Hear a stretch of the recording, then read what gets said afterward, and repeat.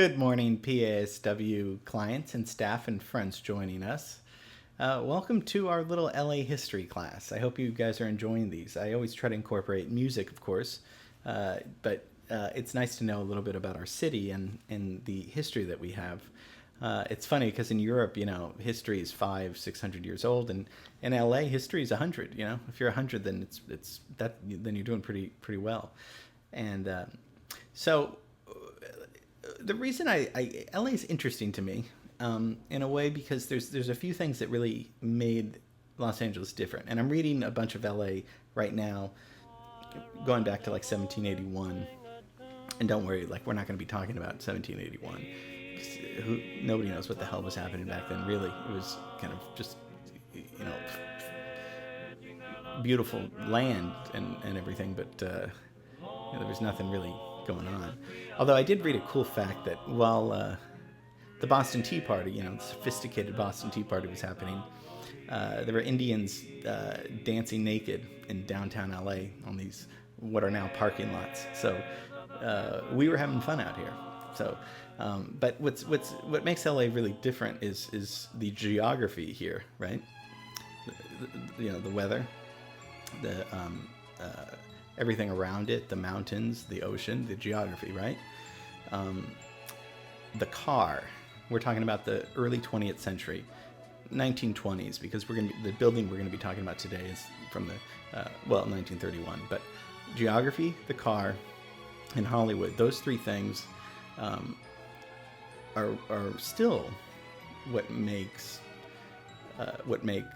LA different and Los Angeles different than any other place in the world, for better or worse. That's just but that's kind of what I think. And the car in particular was so influential because as we all know, LA is very spread out, unlike New York, so it's hard for people to see it as a city sometimes, because as many writers have pointed out, there's many cities in this one city and all that kind of stuff. But I just wanted to give you kind of historical context in the beginning that LA did not look like this at all 100 years ago, definitely 120 years ago. So but having said all that, today we're going to be talking about the beautiful building on Western and Wilshire, and we're talking about the Wiltern Theater. So it first opened October 7th, 1931. So if you think of 1931, this is during the Depression, right?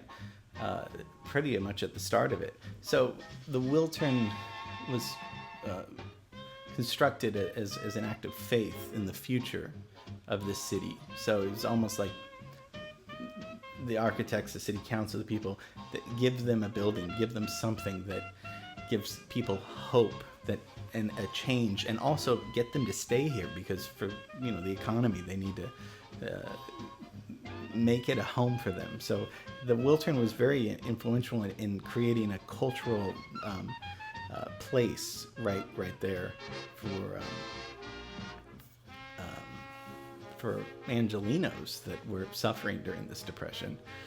But it wasn't called the Wiltern. It was originally opened as the Warner Brothers Western Theater, because it's on Western, and it was primarily just for a movie theater. But Warner Brothers terminated the lease after about 2 years because people weren't coming, probably because of the Depression, but still it wasn't what they thought it was going to be. So it reopened as an independent theater a year later, in 1934, and it's rebranded. And I didn't know this, but when you think of it, it's very interesting. They name it the Wiltern. Why? Well, Wilshire, Will, and Turn, Western. Very simple. Cool name. I never put those two together because it's at the intersection right there.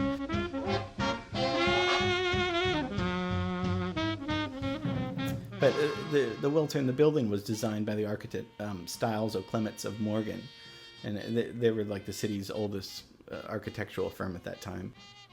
But look how beautiful it is. I mean, look at the distinctive blue glaze, the terracotta tile, and that was chosen by Pellicier's wife. So Germain Pelissier was this immigrant, and he came from the French Alps, and he bought 156 acres on the intersection for $3,200. This is in 1882, so this is really before LA is anything. At first, he opens a sheep ranch on this new property, so there were probably sheep wandering around Western and Wiltshire at that time. He was less interested in wool production than, he really wanted a long-term investment. But and so the Wiltern, Warner Brothers, was built on his land that he owned. So for a long time, it was called the Pelissier Building, and it's a theater, and then there's offices, and a lot of doctors and dentists would, I think, quickly moved into those offices, but the theater was there for performances, and it has a capacity of about 2,300 people. So although it's not an architecture class, we should also point out that this building is one of the best examples of Art Deco architecture in the whole country. And we've talked about Art Deco, and it's kind of like this architecture and design that appeared in France after World War I originally. So this is like the 20s, right? And this was it was a style, buildings and jewelry, fashion, and all these things. And it's not to get too into it, but Art Deco is kind of like it was a pastiche of different styles put together that were sometimes contradictory. So in a way where it's modern, but it doesn't look like it's supposed to be modern, and it's all these kind of contradictory things. But and I don't even understand most of it. So but that building is very iconic for being one of the first and best Art Deco buildings ever. So and because it's a music class, so many musicians have performed there. I mean, there's not even enough to really talk about. Prince, Bruce Springsteen, Paul Simon, David Bowie, Rolling Stones, David Copperfield, the magician, and so many movies were filmed there. Barton Fink, American Hot Wax, Escape from New York, La Bamba. The front of La Bamba was filmed there. Purple Rain movie.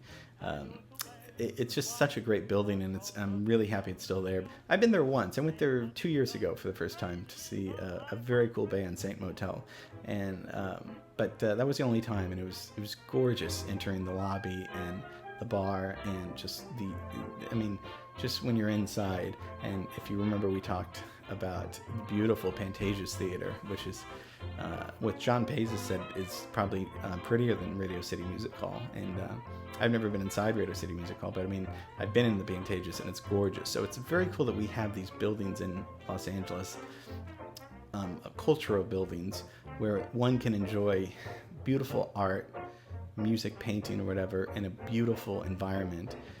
And that's so lucky that we live in a city like that takes its art and culture so seriously. Not in a serious manner, but takes it seriously, So I hope you are enjoying these little dives into LA. I know I am, because I'm very interested in the city that we live in. And okay, so that's the Wiltern Theater. Miss you guys, love you guys, and have a lot of good stuff planned for you in the future. So looking forward to that. Okay, have a great rest of the day. Bye.